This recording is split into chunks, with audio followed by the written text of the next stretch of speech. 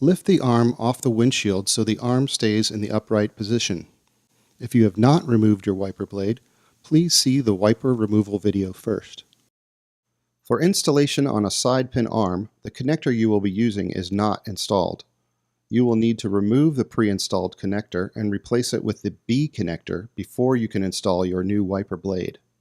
Note, this wiper blade features an aerodynamic design with a sleek built-in spoiler. You will need to ensure your spoiler is facing the correct position. The spoiler should always face towards the windshield.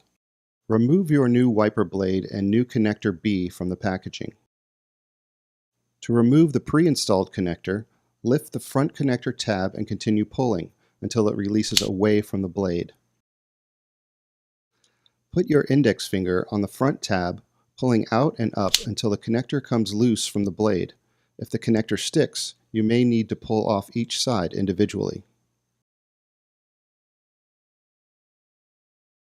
Align the holes on the side of the connector with the mounting base of the wiper blade.